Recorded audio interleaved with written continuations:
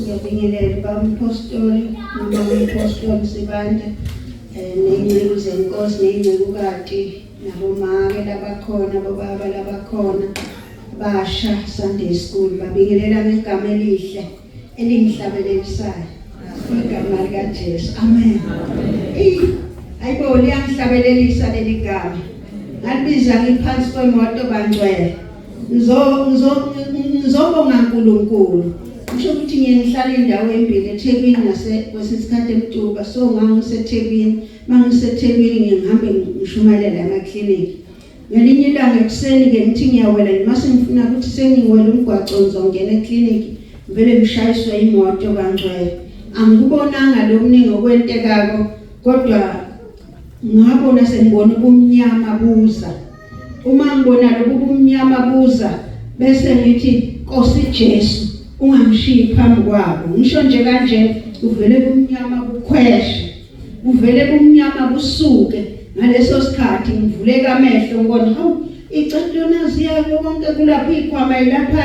umnikati wemoto useyipake lapha uyaqoqa lezinto eziwile ngivuke ngibe namandla ngikwathe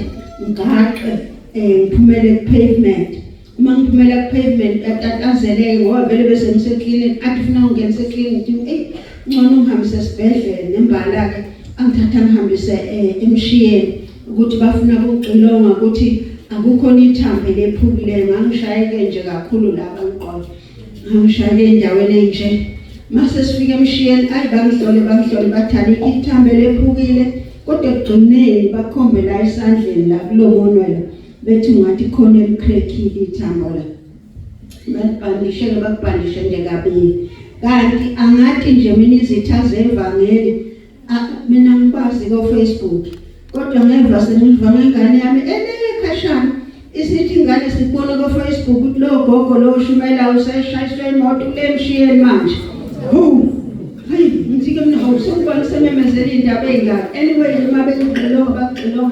emva kwalokho banginika amaphilisi amaningi angilatshiwanga nganika amaphilisi amaningi ukuthi ngibuyele ekhaya amaphilisi ey'nhlungu ngwaphuze la maphilisi ngiyacabanga ngathi igama lami ngishongo baba Nkosi ugogo noshumayela uzwile Nkosi mlabo ugogo Mswati ngisho mlabo leli gama lami banginika amaphilisi amaningi bangcwele ngawaphuza for 2 weeks la maphilisi maningi amanye ngase ngiphana ngawo ngoba kusinto lengijwayele nje ngangiphana ngawo vela wenhlungu wodwa bese kufika isikhathi emva kwalo 2 weeks ngwaphuza ngiyeva ebusuku ngiba nenhlungu kakhulu la kuze ngibuyele nalapha emva ngathi noma sebezini soyini sekubuhlungu nje kakhulu bese kuthi nje ngeviki lesithathu bese ngithi asengene emkhosini angikwazi ukuhlala kanjena nje ngingasangena nasemkhosini ngicabangele la maphilisi no angivele ngene emkhosini ngingena emkhosini ka 3 days uma ngiphuma kuwozi kubuye kakhulu inhlungu ngiphinde futhi nithi ngisengifuna ukuphuza amaphilisi ke alapha etafuleni sengiyakuwo ke manje ngithi kufuneka ngophuza la maphilisi ngoba ngendlela inhlungu sezikhona ngithi ngisaya nje bese ngithi la enhlitweni yami ngithi mina kodwa vele uma sengophuza la maphilisi kusho ukuthi sengizophila ngale maphilisi sonke isikhathi ngithi nje mangisho njalo bangcwele inhlungu zaphela from there angiphinda ngaba nazo kuze kube manje ezinhlungu ezazingiphatha